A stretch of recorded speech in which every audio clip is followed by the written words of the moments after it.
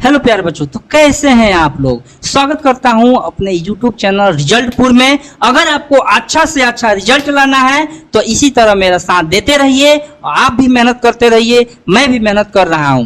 तो आज का जो चैप्टर है इसका नाम है समाजवाद एवं साम्यवाद। ये बहुत ही इम्पोर्टेंट एवं VVI चैप्टर है जो आपके इतिहास के 2 पार्ट में दिया गया है। तो इसको मैं हस्तलिखित नोट्स के द्वारा सारे बच्चों, ये जो नोट्स है बहुत ही आसान भाषा में है और इससे आप लोग समझिएगा तो बहुत ही आसानी से समझ पाइएगा। अगर इतना याद रखिएगा कि यदि आप हमसे नहीं समझ पाए तो किसी से भी समझ में नहीं आएगा। क्यों? क्योंकि यह नोट्स वैसे ही बना है जैसे दूध से मक्खन। जिस तरह दूध से मक्खन निकाल लिया जाता है वैसे ही आपके पुस्तक के इस पाठ से मैं इस नोट्स को निकाला हूं। तो बिना किसी देरी के हम लोग करते हैं शुरुआत। का नाम क्या है? समाजवाद एवं साम्यवाद। तो सबसे पहला पॉइंट है, टॉपिक है आपका कि समाजवाद किसे कहते हैं। तो प्यारे बच्चों, समाजवाद किसे कहते हैं खूब बड़ी भली भांति समझिएगा। इतना आसान भाषा में लिखा गया, आप लोग जल्दी से याद भी कर लीजिएगा। समाजवाद एक ऐसी अर्थव्यवस्था है। समाजवाद क्या है? एक अर्थव्यवस्था का प्रकार है। तो ऐसी अर्थव्यवस्था है जिसके अंतर्गत उत्पादन के समस्त साधनों पर किसका अधिकार होता है? सरकार का एक अधिकार होता है। इसमें बाजार का और पूंजीपतियों का वैल्यू नहीं होता है। देश की जो भी आमदनी होती है सबका उसमें हक इक्वल होता है, बराबर होता है। तो प्यारे बच्चों, समाजवाद किसे कहते हैं? एक ऐसी अर्थव्यवस्था जिसमें उत्पादन के समस्त साधनों पर सरकार का एक अधिकार होता है। तो फिर प्रश्न उठता है कि साम्यवाद किसे कहते हैं। प्यारे बच्चों, समाजवाद का उग्र रूप ही साम्यवाद कहलाता है। समाजवाद प्रेम भाईचारा का चीज है कि भाई अधिकार आप प्रेम से दे दीजिए, लेकिन साम्यवाद में क्या होता है? हक नहीं मिलने पर छीनने की बात की जाती है। प्यारे बच्चों, कि अगर आप हमारा हक नहीं दीजिएगा, पूंजीपति लोग अगर हमको बराबरी का अधिकार नहीं दीजिएगा तो हम अपना हक छीन लेंगे। इसमें संघर्ष की बात की जाती है। तो ये है समाजवाद और साम्यवाद। तो आप लोग खूब बढ़िया से, आप चाहें तो आप कॉपी ले सकते हैं, कॉपी लेकर बैठ जाइए या फिर स्क्रीनशॉट ले लीजिए। आसान शब्द में इतना छोटा परिभाषा पूरे बिहार में मेरे पास ही मिलेगा। तो अब आप लोग जानेंगे समाजवाद के अन्य चीजों के बारे में कि इसकी उत्पत्ति कब हुई, समाजवाद की उत्पत्ति कब हुई थी। प्यारे बच्चों, आपको मैं बता दूं कि समाजवाद की उत्पत्ति हुई थी कब? तो 18वीं सदी में हुई थी। किस भावना, माने ये जो भावना है समाजवादी भावना, इसका उदय कब हुआ? 18वीं सदी में। और किसके फलस्वरूप? तो औद्योगिक क्रांति के फलस्वरूप। क्यों? क्योंकि औद्योगिक क्रांति से पहले लोगों में भाईचारा था, सबको रोजगार किसी न किसी माध्यम से मिला हुआ था। लेकिन औद्योगिक क्रांति ने सभी कुटीर उद्योगों का नाश कर दिया। सभी किसान जो थे मजदूर बन गए थे, मालिक भी नौकर बन गए थे। तो इसका दूसरा का उत्पत्ति का मतलब कि कारण है कि जो सरकार की नीति थी और पूंजीपतियों की नीति थी वह श्रमिक विरोधी, मजदूरों के विरोधी थी। यानी कि इसमें श्रमिकों को कोई अधिकार नहीं मिलता था, उनसे ज्यादा समय तक काम कराया जाता था, तनख्वाह कम की दिया जाता था, 16 घंटा काम कराया जाता था। बताइए, कोई व्यक्ति 16 घंटा रोज काम करे फिर भी उसका पेट नहीं भर पाए, उसका परिवार नहीं चल पाए तो आप लोग इसी से समझ लीजिएगा कि जाहिर सी बात है कि क्रांति तो होगा ही, एक नई भावना आएगी ही नहीं। इसके अलावा श्रमिकों का शोषण होता था। मालिक क्या करते थे? समय से पैसा देते नहीं थे, ऊपर से उनको कर्जा देते थे और कर्जा में ही कमाने का काम करते रहते थे। अगला है, आर्थिक रूप से देखा जाए तो समाज का विभाजन कितने भागों में हो गया था प्यारे बच्चों? तो समाज का विभाजन 2 भाग में हो गया। एक हो गया पूंजीपति वर्ग, एक हो गया श्रमिक वर्ग। तो सबसे पहले हम लोग जानेंगे कि पूंजीपति वर्ग का मतलब क्या होता है। तो पूंजीपति वर्ग का क्या मतलब होता है? तो वे वर्ग या वे लोग जो आर्थिक रूप से संपन्न थे, यानी किसी चीज की उनके पास कमी नहीं थी, कारखानों या व्यापार के मालिक थे। क्या वे मालिक थे? उन्हें क्या कहते हैं? पूंजीपति वर्ग कहा जाता था। लेकिन श्रमिक वर्ग कौन है? तो वे वर्ग जो व्यापार कारखानों या मिल मालिकों के यहाँ क्या करते थे, मजदूरी करते थे, तो उनको कहा जाता है श्रमिक वर्ग। तो औद्योगिक क्रांति के बाद समाज दो भाग में बंट गया, एक पूंजीपति वर्ग जो अमीर लोग थे, जो कारखाना चलाते थे, जो व्यापार चलाते थे, और वे हो गए श्रमिक वर्ग जो उन अमीरों के यहाँ काम करते थे।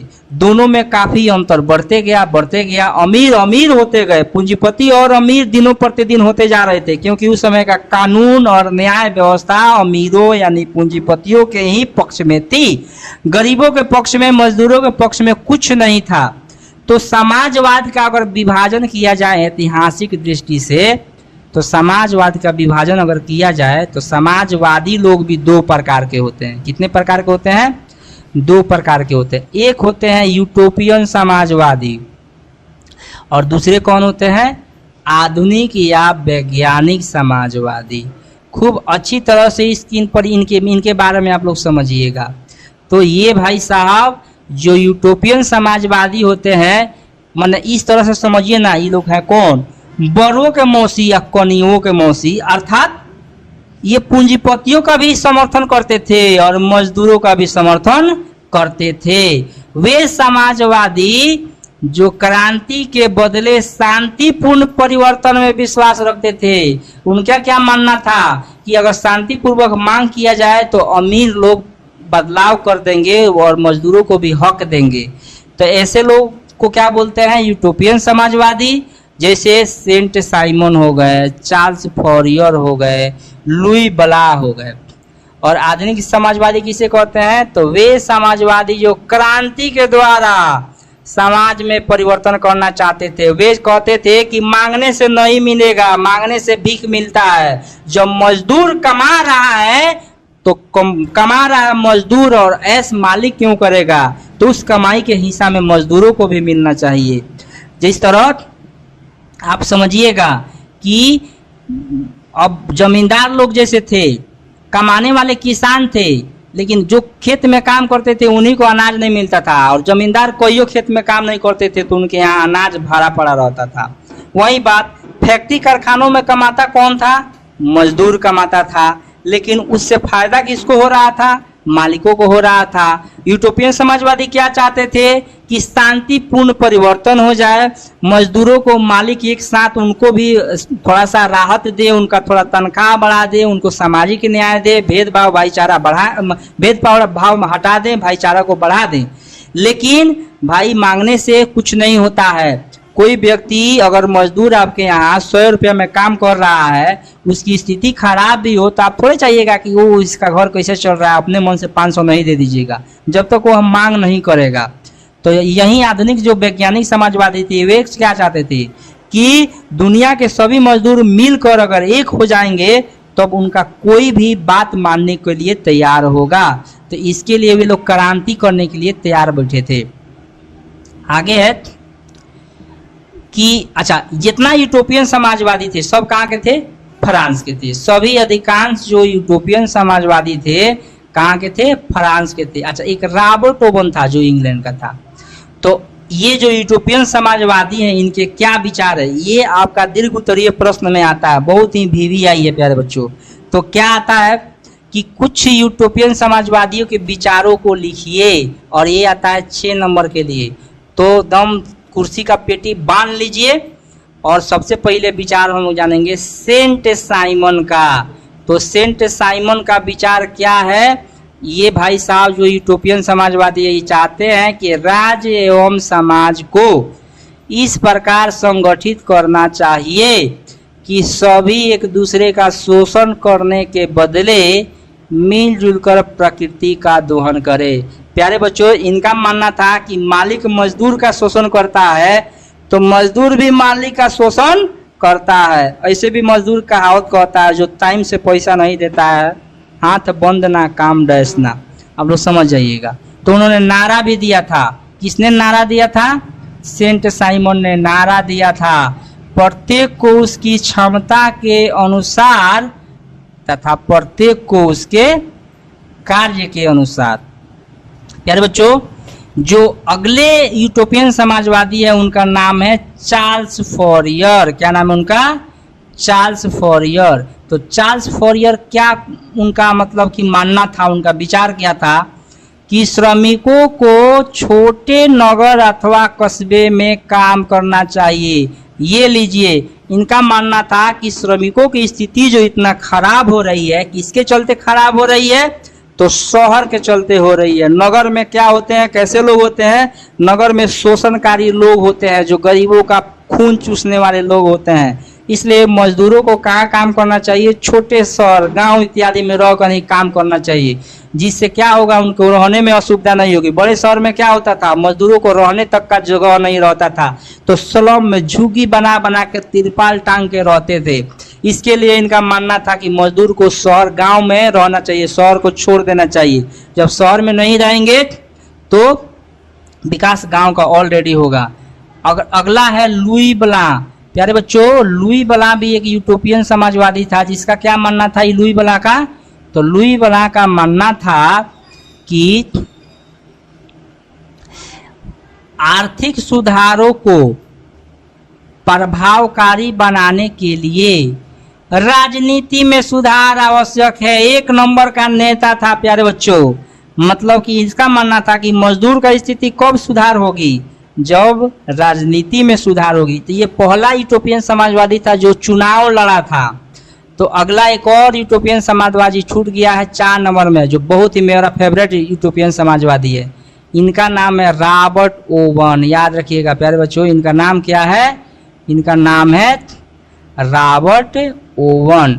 ये इन्होंने एक प्रयोग किया था, रॉबर्ट ओवन ने एक प्रयोग किया था। कारखाना में इन्होंने मजदूरों का तनख्वाह जो होता है, वेतन होता है, उसको बढ़ा दिया था। और उनकी बच्चों के लिए सुविधाएं, महिलाओं के लिए सुविधाएं जब देना शुरू किया, तो आप सोचिए कि अगर मैं अपने मजदूर को 100 रुपया रोज देता हूँ दिहाड़ी, अगर उसका दिहाड़ी में 300 रुपया करूँगा तो मुझको तो नुकसान होना चाहिए। तो उसी तरह रॉबर्ट ओवन ने एक प्रयोग किया था, लेकिन उसको नुकसान नहीं हुआ, उसको फायदे हुआ। क्योंकि मजदूर भी सोचे कि भाई जब मेरा मालिक इतना हमारे लिए कर रहा है तो हम भी थोड़ा सा बढ़िया से काम करें, जितना देर ही काम करें, मन लगा के काम करें। तो मालिक को जो है बढ़िया से उत्पादन बढ़ गया। तो अभी उसने कहा, उसका क्या विचार था कि संतुष्ट श्रमिक जो होते हैं, संतुष्ट श्रमिक ही वास्तविक श्रमिक है। और ये भाई साहब रॉबर्ट ओवन इंग्लैंड के थे। अब हम लोग जानेंगे यूटोपियन समाजवादी के बारे में तो जान गए। अब हम लोग जानेंगे आधुनिक समाजवादी या फिर वैज्ञानिक समाजवादी, जिसका नाम है कार्ल मार्क्स। माने दुनिया में कोई क्रांति का शुरुआत किया था तो यही व्यक्ति था। अगर पता है, ऐसे व्यक्ति सैकड़ों सालों में एक बार होते हैं। यही व्यक्ति था जिसने करोड़ों मजदूरों, ये नहीं कि अपने देश के मजदूर, अपने राज्य के मजदूर के बारे में सोचा, दुनिया के करोड़ों मजदूरों को एक किया और इसने नारा दिया, दुनिया के मजदूरों एक हो जाओ। तो कार्ल मार्क्स के बारे में जानेंगे। बहुत ही आसान भाषा में इसका नोट्स में तैयार किया हूँ, जल्दी से याद हो जाएगा आप लोगों को। तो कार्ल मार्क्स के बारे में आप लोगों को मैं बता दूं, तो कार्ल मार्क्स का जन्म हुआ था 1818 में और मृत्यु हो गई थी 1883 में। मैंने कब? 5 मई 1818 में जन्म हुआ। किस जगह पर जन्म हुआ? जर्मनी के राइन प्रांत के ट्रियर नगर में जन्म हुआ था प्यारे बच्चों। पिताजी का नाम क्या था? पिताजी का नाम था हेनरिक मार्क्स। क्या नाम था? Heinrich Marx. क्या थे? एक प्रसिद्ध वकील थे। पहले यहूदी, बाद में ईसाई हो गए। इनके पिताजी पहले यहूदी धर्म को मानते थे, बाद में ईसाई धर्म को मानने लगे। और ये प्रसिद्ध वकील थे। नाम क्या था प्यारे बच्चों? तो हेनरिक मार्क्स नाम था। पत्नी का नाम था जेनी। याद रखिएगा, इनकी पत्नी का नाम क्या था? जेनी था। 1843 में विवाह हुआ। ये इनकी बचपन की मित्र थी। सही मायनों में एक गाना आया था, बचपन का प्यार कभी भूल नहीं जाना रे, तो इसको इन्हीं ने निभाया था। तो इनके प्रेरणा के स्रोत, ये जो है इनकी प्रेरणा के स्रोत माने आइडियल लोग कौन थे? जैसे आप लोग के आइडियल कौन होते हैं? आप लोग के आइडियल होते हैं महात्मा गांधी, सुभाष चंद्र बोस, धोनी। सॉरी मैं तो गलत ही बोल दिया। आप लोग के आइडियल होते हैं खेसारी लाल, पवन सिंह नहीं, तो इनके जो आइडियल वैसे लोग नहीं थे जैसे आप लोगों के आइडियल है। इनके आइडियल जो थे, आदर्श जो थे, हीगल, मोंटेस्क्यू, रूसो। इनकी मित्रता किससे हुई थी? इनकी मित्रता हुई थी फ्रेडरिक एंगल्स से। किससे हुई थी? फ्रेडरिक एंगल्स से। कब हुई थी? 1844 में। कहाँ हुई थी? मैं छोड़ दिया हूं, मैं बता दे रहा हूँ, पेरिस में हुआ था। और उसके बाद दोस्ती इनका जीवन भर चला। ये नहीं कि आज दोस्ती या कल से दुश्मनी, ऐसा नहीं था।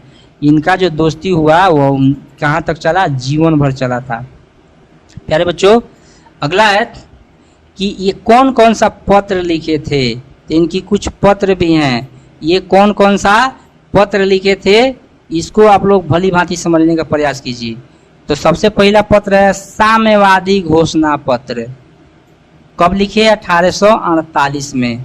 और इस पत्र को क्या कहते हैं? आधुनिक समाजवाद का जनक कहा जाता है। प्यारे बच्चों, एक चीज मैं बताना चाहता हूँ, याद रखिएगा। ये पत्र अकेले नहीं लिखे थे, इनके साथ इनके दोस्त कौन थे? फ्रेडरिक एंगल्स भी थे। और दास कैपिटल लिखे थे कब? दास कैपिटल लिखे थे 1867 में। और इसी किताब को क्या कहा जाता है? तो समाजवादियों का बाइबिल। इस किताब को क्या कहते हैं? समाजवादियों का बाइबिल कहा जाता है।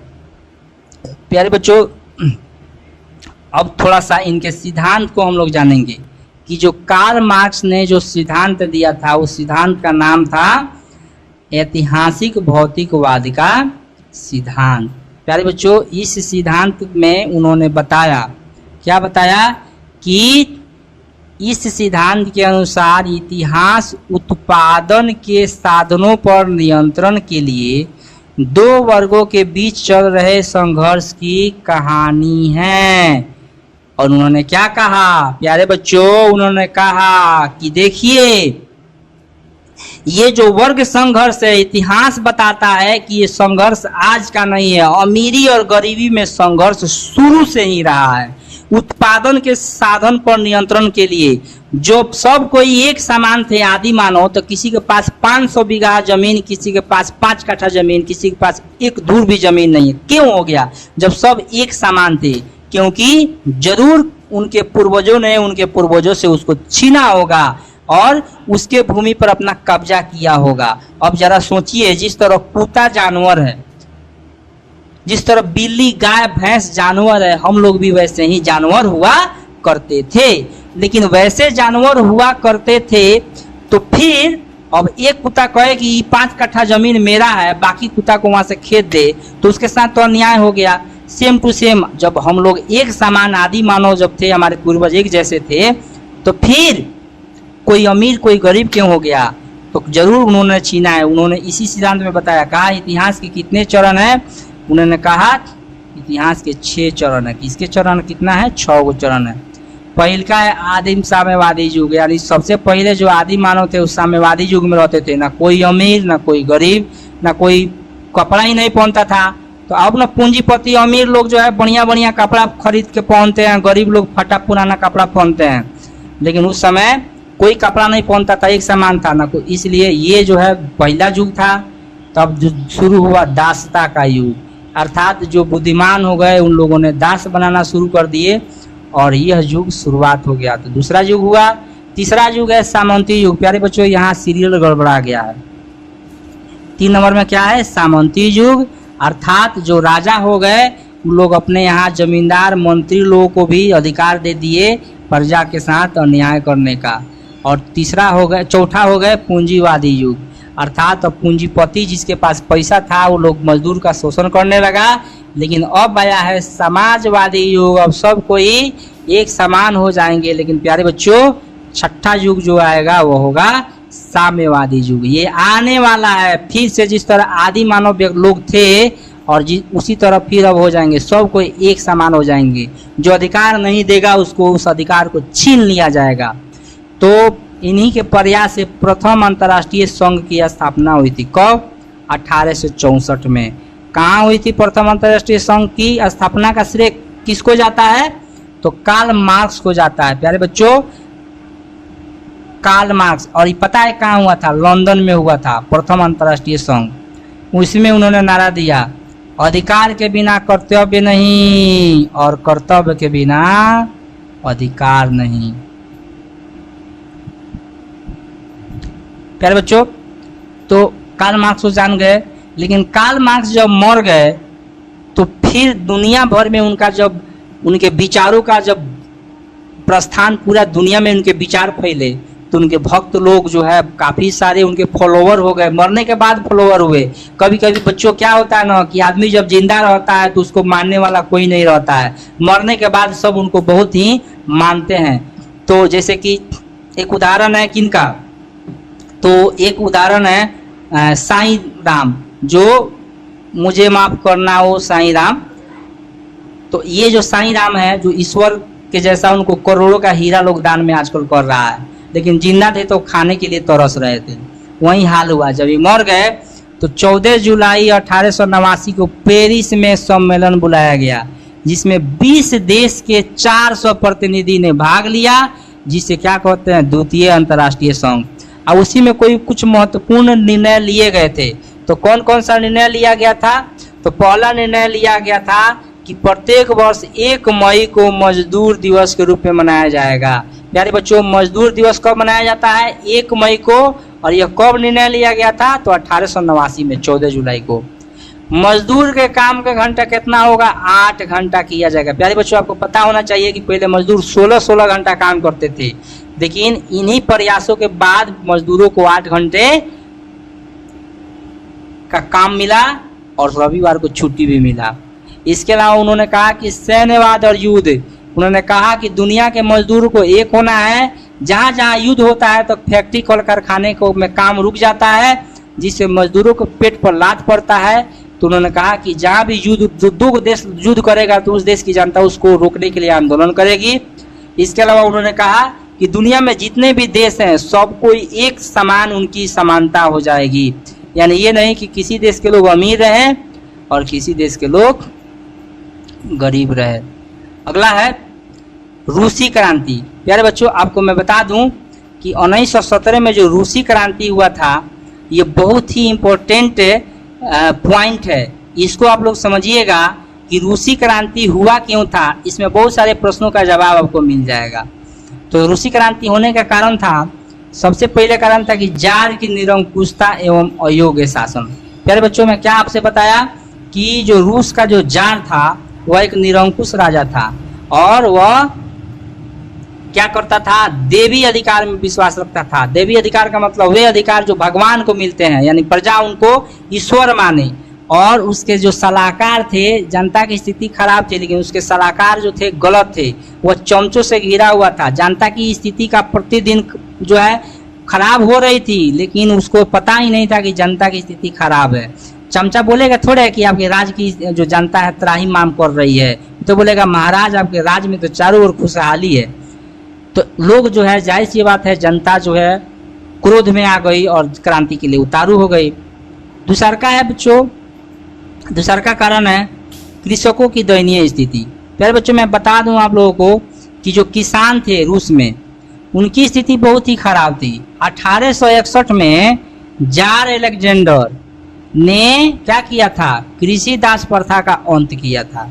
जो कृषि दास प्रथा का अंत किया था जार अलेक्जेंडर ने 1861 में ही कर दिया था, लेकिन फिर भी सुधार नहीं हुआ। किसान की स्थिति में सुधार नहीं हुआ।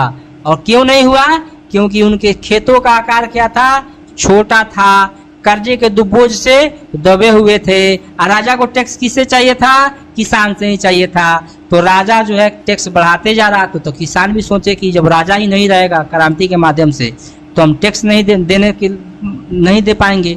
इसके लिए क्रांति की जो है ये भी एक कारण था। अगला है मजदूरों की दयनीय स्थिति। प्यारे बच्चों, जो रूस में मजदूर थे उनको स्थिति बहुत खराब थी। कितना घंटा काम करना पड़ता था? 16 घंटा। 16 घंटा काम करना पड़ता था और मजदूरी बहुत ही कम थी। मजदूरी कम होने के बाद मालिक उनका शोषण भी करते थे, है ना। इसके कारण भी रूस की जो है मजदूर जो थे, रूस के मजदूर जो क्रोध में आ गए और आंदोलन के लिए उतारू हो गए। अगला है औद्योगिकरण की समस्या। प्यारे बच्चों, जो रूस में जो क्या था? पूंजी का अभाव था। जो कल कारखाने थे वे थे नहीं, उद्योगों का विकास नहीं हो पाया था, तो रोजगार तो मिलता नहीं था, और जब मिलता था तो समझ लीजिएगा कि उसकी आमदनी बहुत कम थी, इनकम बहुत लोगों का, मजदूरों का कम था। और सबसे प्रमुख कारण में से एक कारण है प्यारे बच्चों, इसका नाम क्या है? रूसीकरण की नीति। क्या होता है रूसीकरण की नीति? आप लोग समझिएगा। रूस में अलग अलग, यहाँ पर समझिए, अलग अलग जाति, भाषा, धर्म और संस्कृति के लोग थे, जिन पर जार ने रूसी भाषा, शिक्षा और संस्कृति लादने का प्रयास किया। प्यारे बच्चों, अब आप इसी से समझिए कि जैसे भारत है, भारत में अलग अलग जाति धर्म के लोग हैं, अलग अलग भाषा, तमिल, तेलुगु, मलयालम, बंगाली, उड़िया, भोजपुरी, है ना, अलग अलग भाषा है, असमी भाषा है। अब जो है सरकार जैसे कि नरेंद्र मोदी के है, वो बोले कि सुनिए सबको जो है अंग्रेजी में ही बात करना है, तो लोग तो क्रांति के लिए उतारू हो जाएंगे। अलग अलग संस्कृतियों का, जैसे कि सिख लोग पगड़ी बांधते हैं, मुस्लिम दाढ़ी रखते हैं, और सरकार बोले कि ना मुस्लिम को दाढ़ी नहीं रखना है और सिख को पगड़ी नहीं बांधना है, सब कोई एक जैसे रहेंगे, क्योंकि यहाँ हम लोग अधिकांश लोग हिंदू हैं, तो हिंदुओं जैसे ही रहना है। तो उनकी संस्कृति को मिटाने का प्रयास है, तो उसको उसी तरह का प्रयास किया था रूस के जार ने। उन्होंने क्या कहा कि जब एक भाषा है, एक देश है, एक राजा है, तो एक सब मतलब कि सब चीज एक जैसा हो, तो कोई भी अलग अलग व्यवहार नहीं करेगा, भाषा नहीं बोलेगा, सब कोई रूसी भाषा ही बोलेगा। इसी के चलते 1863 में पोलो ने विद्रोह कर दिया। जो पोलिश जाति के लोग थे उन लोगों ने विद्रोह किया, जिसको एकदम कूच कूच के मारा जार निकोलस द्वितीय और विद्रोह को दबाया। छठा कारण था विदेशी घटनाओं का प्रभाव। प्यारे बच्चों, अब क्रीमिया में भी तो रूस की हार हो गई थी और सुधार भी हुआ, लेकिन फिर भी 1905 में रूस जापान से युद्ध हार गया। अब आप लोग सोचिए कि एक चींटी हाथी को हरा दे तो उस हाथी के लिए डूब मरने की बात होगी। उसी तरह जापान एक छोटा सा देश था, वो भी एशिया का। एशिया के सभी देश तो यूरोपीय देश के गुलाम थे, उनमें कहाँ औकात था, लेकिन जापान जैसा देश जब रूस को हरा दिया तो जनता को लगा कि ओह लानत है इस राजा पर, और क्रांति के लिए वो लोग उतारू हो गए। अगला बच्चों कारण है मार्क्सवाद का प्रभाव तथा बुद्धिजीवियों का योगदान। प्यारे बच्चों, मैं आपको बता दूं कि कार्ल मार्क्स का जो प्रभाव था रूस के लोगों पर कुछ ज्यादा ही पड़ गया, क्योंकि कार्ल मार्क्स तो जर्मनी के राइन प्रांत में उनका जन्म हुआ था, लेकिन वहां पर प्रभाव कम और रूस में प्रभाव ज्यादा पड़ गया, क्योंकि उनके विचार जो थे क्रांतिकारी विचार थे, गरीबों के पक्ष में विचार थे। सब मजदूर लोग एक हुए, जो बुद्धिजीवी थे वे लोग मजदूरों का संगठन बनवाए, सर्वहारा वर्ग में एकता हुई। सर्वहारा वर्ग का मतलब गरीब लोग, आम मजदूर, गरीब लोग, ठेला वाले, खोमचा वाले, किसान मजदूर, सब सर्वहारा वर्ग में आते हैं। अच्छा, तत्कालिक कारण पहले समझिए। तो ये 7 कारण तो मैं बता दिया कि जिससे जनता में क्रोध था, सब कोई चाहते थे कि क्रांति हो, लेकिन सबसे प्रमुख कारण बना प्रथम विश्व युद्ध में रूस की पराजय। ये है तत्कालिक कारण। प्रथम विश्व युद्ध में अगर रूस नहीं हारता तो शायद ये क्रांति होती, लेकिन लेट से होता, देर से होता, लेकिन एक बहाना बनाई तत्काल में। प्रथम विश्व युद्ध में रूस की हार होने लगी, फलतः जार दरबार छोड़कर बाहरी मामला में उलझ गया। बच्चों, जार को लगा कि हम बॉर्डर पर जाकर सैनिकों में उत्साह बढ़ाएंगे। क्योंकि हम लोग मोदी जी दिवाली मनाने, होली मनाने चल जाते हैं सैनिक लोगों के बीच में, उसको लगा कि जाके हम उत्साह बढ़ाएंगे। तब तक दरबार में खाली हो गया, तो किसका शासन चलने लगा? जरीना का, जार की पत्नी का। और उसका साथ जो प्रेम संबंध था, एक फूल दो माली का कहानी है। तो जरीना जो थी एक पादरी से प्रेम करती थी, उसका नाम था राजपुटिन। और भाई महारानी जब अवैध संबंध रख रही है और इल्लू उल्लू कर रही है, तो जनता को तो क्रोध पहले ही से था, अभी बात से और क्रोध आया। बस जनता ने क्या किया कि राजपुटिन ने इधर षड्यंत्र किया और जनता ने क्रांति की शुरुआत कर दी। तो आगे है क्रांति पूर्व की प्रमुख बातें। तो क्रांति हुआ तो कुछ बात है कि क्यों क्रांति हुआ, कैसे हुआ।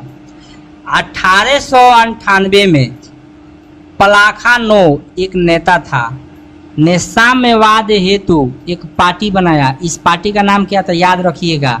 यही पार्टी आगे चल के 2 भाग में टूटा था। इस पार्टी का नाम था रशियन सोशल डेमोक्रेटिक पार्टी, इसी की स्थापना किया था। और इसकी स्थापना किया था, फिर यह पार्टी 1903 में टूट गया 2 भाग में। तो ये जो रशियन सोशल डेमोक्रेटिक पार्टी था ये 2 भाग में टूट गया।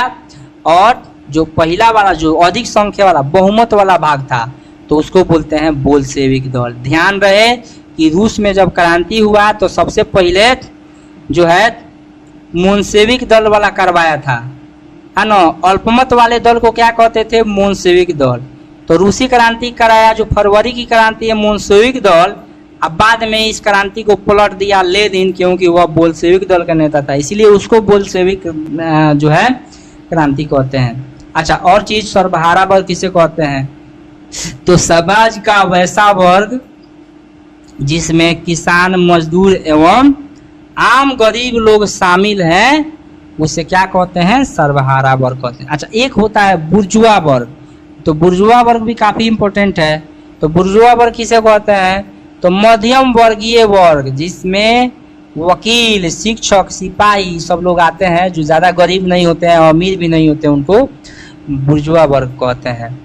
तो प्यारे बच्चों, आगे है कुछ और बातें, जैसे कि खूनी रविवार या लाल रविवार किसे कहते हैं।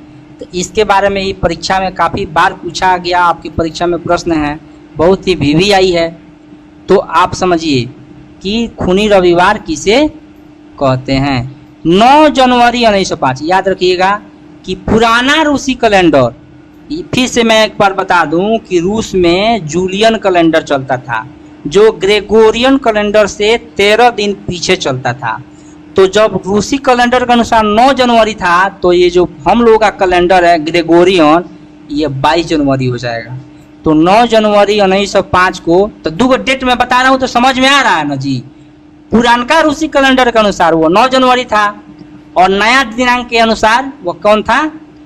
नया कैलेंडर के अनुसार 22 जनवरी था। तो 2 डेट हो गया। तो लोगों का समूह रोटी दो का नारा के साथ जार के सेंट पीटर्सबर्ग स्थित महल की ओर जा रहा था, है ना। तो शांतिपूर्ण प्रदर्शन था ही।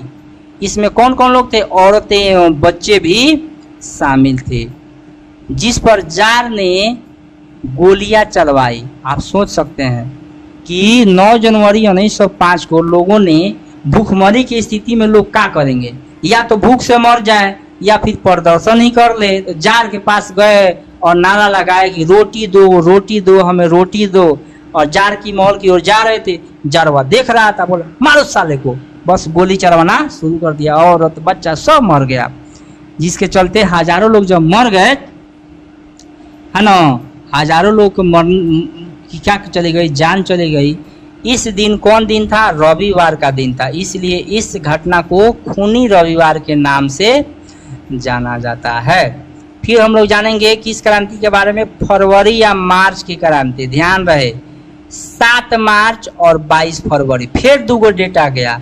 तो मैं क्या बताया हूँ? पुराना रूसी कैलेंडर के अनुसार 7 मार्च और नया कैलेंडर के अनुसार 22 फरवरी को रूसी सर्वहारा वर्ग की जनता, माने आम गरीब लोग जो राजा से तंग आ गए थे, सड़कों पर उतर गए और सरकारी भवन, जितना सरकारी बिल्डिंग था, अस्पताल था, उस पर रेलवे था, उस पर अधिकार कर लिया। और 12 मार्च को क्या हुआ? जार ने गद्दी त्याग दिया। जो वहाँ का जार निकोलस द्वितीय, जो वहाँ का राजा था, वो गद्दी को त्याग दिया और वहाँ से चला गया।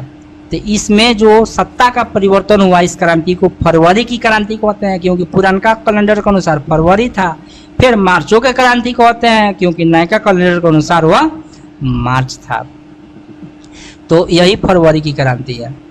अच्छा, इसमें कुछ घटनाएं घटी। क्या घटना घटी? तो सबसे पहले का घटना ही घटी, जो क्रांति हुआ, तो विश्वस्त सैन्य टुकड़ी प्रोबेंस्की रेजिमेंट ने विद्रोह किया। अब जार का सबसे विश्वसनीय सेना का टुकड़ा कौन था? प्रोबेंस्की रेजिमेंट। तो और कोई धोखा दे या ना दे, लेकिन यह कभी धोखा नहीं दे सकता था, लेकिन इसी ने विद्रोह कर दिया। अब रूस के राजा अकेले जनता से लाठी से नहीं ना जीतेंगे जी, सेना जब साथ देगी तब ना जीतेगा। तो रूस का राजा जो था जार, किस वंश का था? रोमनोव वंश का था। तो ये रोमनोव वंश का निरंकुश राज जारशाही का अंत हो गया। अच्छा, जब जार वहां से भागा, देश छोड़ कर हटा, जब गद्दी का त्याग किया, तो कौन वहां का शासक बना? लोबाव। कौन बना? लोबाव बना। तो 15 मार्च और को बुर्जुआ सरकार का गठन हुआ। बुर्जुआ वर्ग माने मध्यम वर्गीय सरकार। अब आगे क्या हुआ कि बुर्जुआ सरकार गिर गई। तो बुर्जुआ सरकार गिर गई। अब देखिए, जब तक गद्दी पर कोई खराब आदमी रहे चाहे अच्छा आदमी रहे, लेकिन वो गद्दी जब खाली हो जाता है तो समस्या गंभीर हो जाती है, मार काट कोहराम मच जाता है। जार खराब ही था तो स्थिति तो नियंत्रण में थी, शासन प्रशासन तो नियंत्रण में था, चोरों को डर तो था कि हमें सजा मिलेगी, लेकिन सब कोई खुला साड़ हो गए, छुट्टा साड़ हो गए। जार जब गद्दी छोड़ा तो सब कोई कहा कि शासन में बदलाव हो गया। तो अब बुर्जुआ सरकार बना, उसको भी लोग गिरा दिया। तो केरेंस्की ने फिर सरकार बनवाया। मोनसेविक पार्टी, ध्यान रहे मैं बताया था ना, 2 दल था, अल्पमत वाला मोनोसेविक और बहुमत वाला बोलसेविक। तो फिर जब ये सरकार बना लिया मोनसेविक, तो बोलसेविक लोग इसको स्वीकार नहीं किए, क्योंकि बोलसेविकों के मेन नेता उस समय स्विट्जरलैंड में था। लेनिन इस समय कहाँ था? स्विट्जरलैंड में था। तो 8 मार्च को कौन दिवस मनाया जाता है? अंतर्राष्ट्रीय महिला दिवस। प्यारे बच्चों, याद रखिएगा, आपके पाठ्य पुस्तक में ये प्रश्न पूछता है। आगे हम लोग चलेंगे।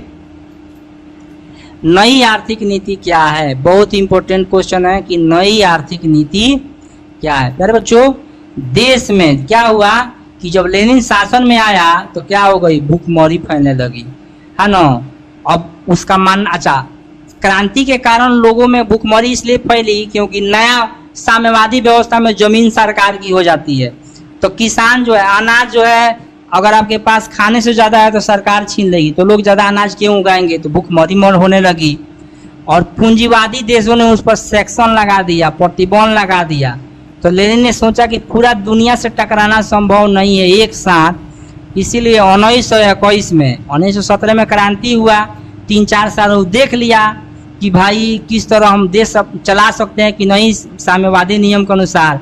लेकिन तब उसने कहा कि ना, ये अव्यवहारिक है, ये तो बात है कि भाई हम ये कर देंगे वो कर देंगे। वादा जो किए थे उसमें थोड़ा सा कमी लाया और एक व्यवहारिक नीति को घोषणा कर दिया, जिसे क्या कहते हैं? नई आर्थिक नीति कहते हैं।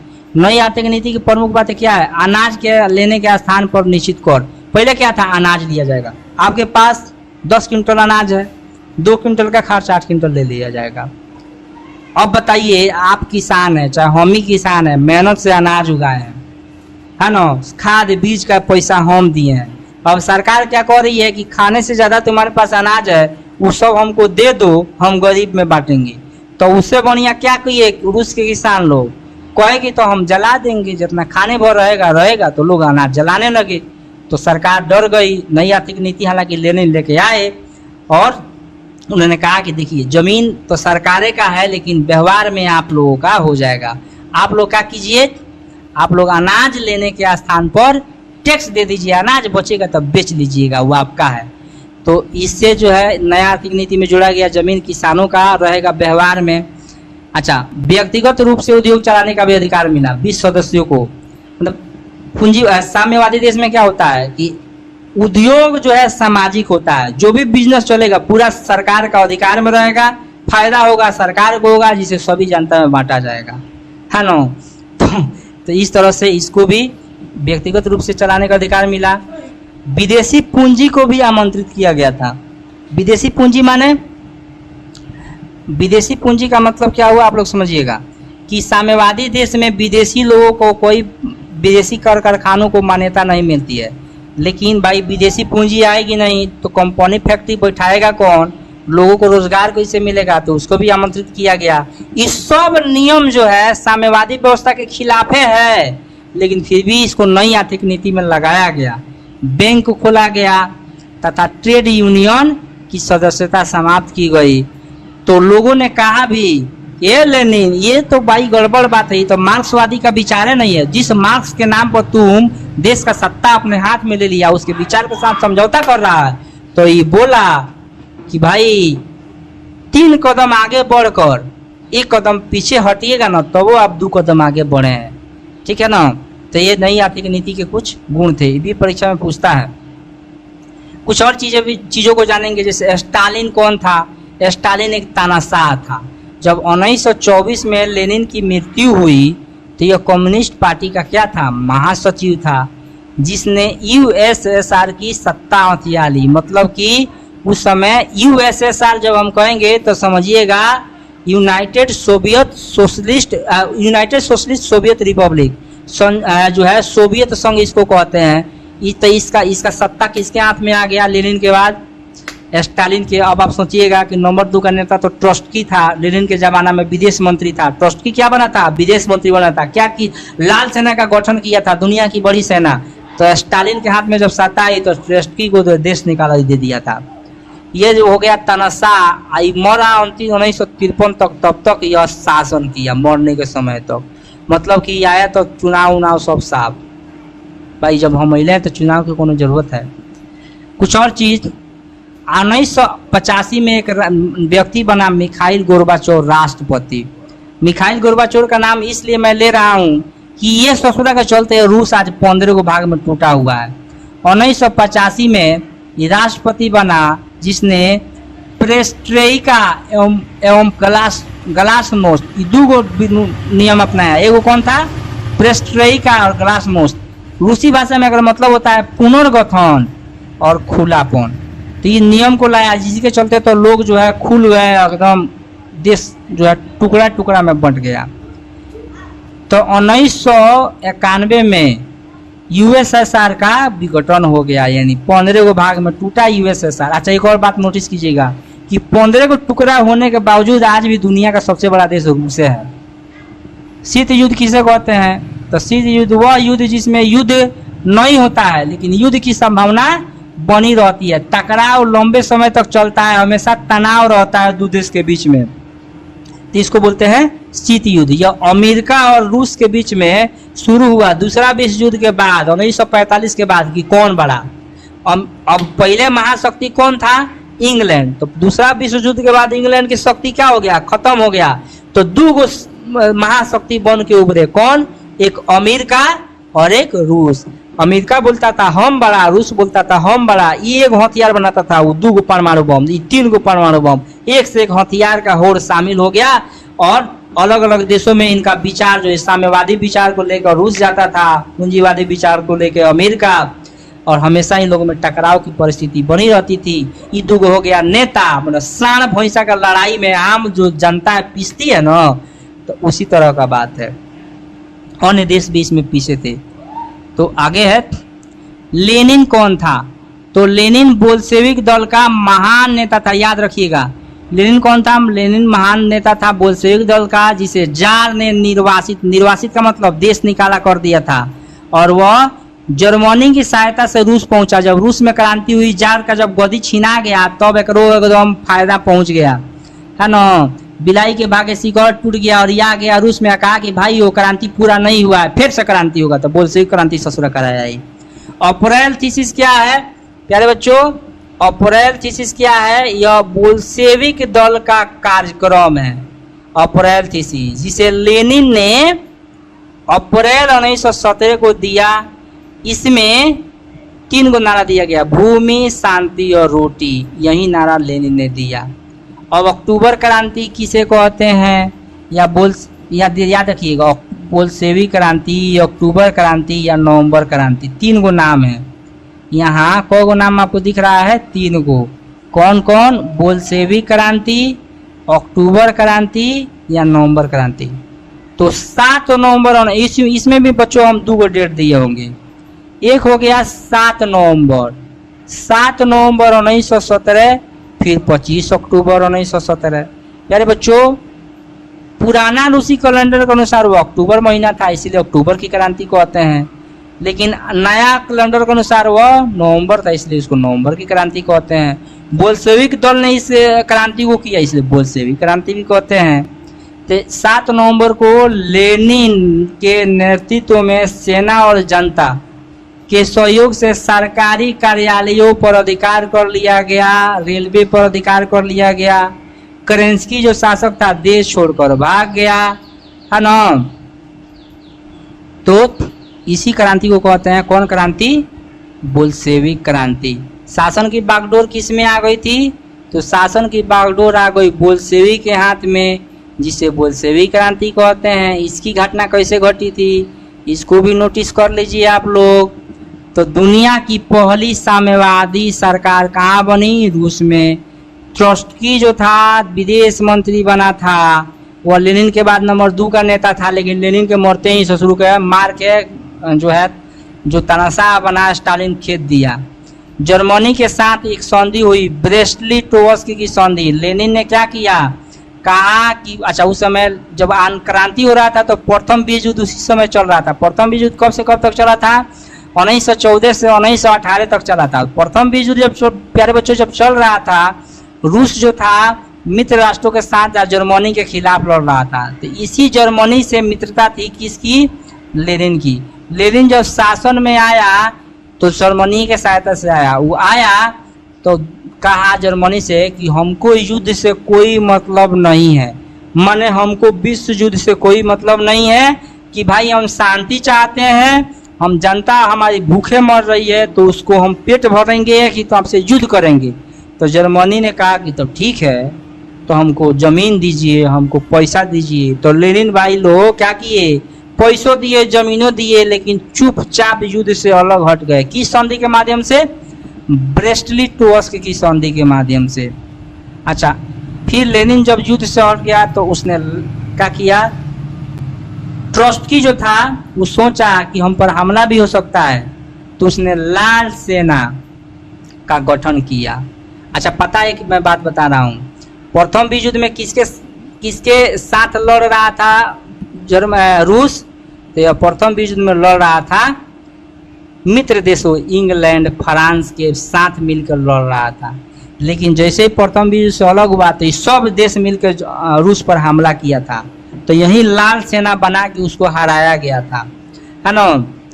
फिर आगे प्यारे बच्चों क्या हुआ? तो बाहर से तो सामना हो दुश्मनों को मिटा दिया गया लाल सेना के माध्यम से, लेकिन एक चेक्का नामक गुप्त पुलिस संगठन का स्थापना किया गया। चेक्का इस संगठन बनाया गया, है ना। ये किसने बनाया था? तो लेनिन ने बनाया था। और भाई देश के बाहर के दुश्मन को लाल सेना खेदेगी।